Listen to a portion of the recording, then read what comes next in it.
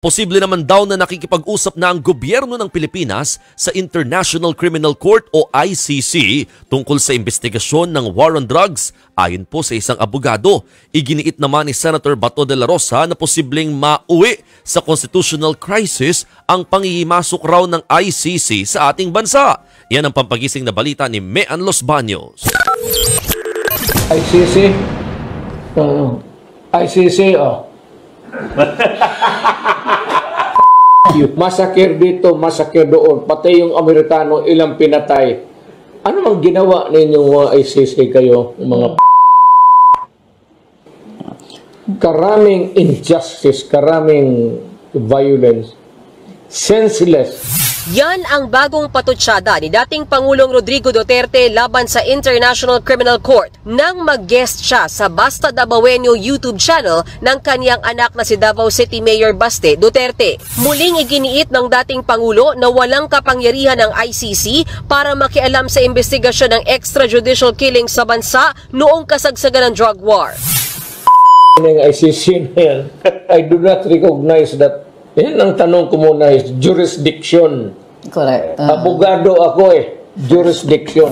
Si Senador Ronald Bato de la Rosa naman na pangunahing suspect sa drug war investigation ng ICC sa mga kapwa senador nakiusap. Kailangan daw bantayan ng Senado at huwag hayaang mauwi sa constitutional crisis ang anyay panghihimasok ng ICC sa ating bansa. This is not merely an issue of the ICC against former President Duterte.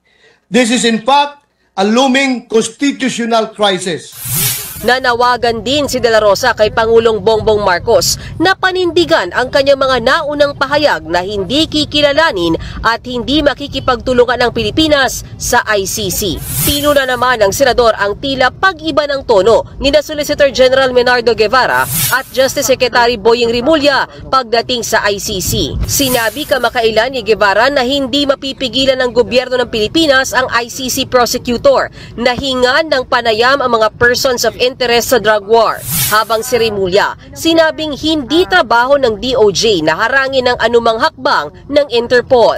Mapanganib po ang mga pahayag ng ating Secretary of Justice sapagkat maaring makapagbigay ito ng mensahe sa ating mga kababayan na hindi kaya ng mismong DOJ na pangalagaan ang rule of law. Nakalulungkot din po na tila na hindi maingat ang Solicitor General sa kanyang mga unsolicited opinion. Sa kabila niyan, hindi raw natatakot si De La Rosa na harapin ang mga reklamo laban sa kanya. Pero sa Korte ng Pilipinas lang daw siya haharap. Naiintindihan naman daw ni ICC Assistant to Counsel Attorney Cristina Conti ang himutok ni Senador Bato. Lalo't mahalaga raw ang kanyang naging papel sa kasagsagan ng drug war. I see him as well as someone who is most responsible for the killings. At kung meron man na, kumbaga, pinaka-masisisi tungkol sa patayan, of course, there would be President Duterte. Pero paano niya magagawa yon? Sa pamamagitan ng pulis at yan ay sa pamamagitan ni Senator De La Rosa. Sa ngayon, wala pang inilabas na arrest warrant laban sa mga sangkot sa drug war. Pero ayon kay Attorney Conti, as far as we know, there has been communication between the Philippine government and the ICC.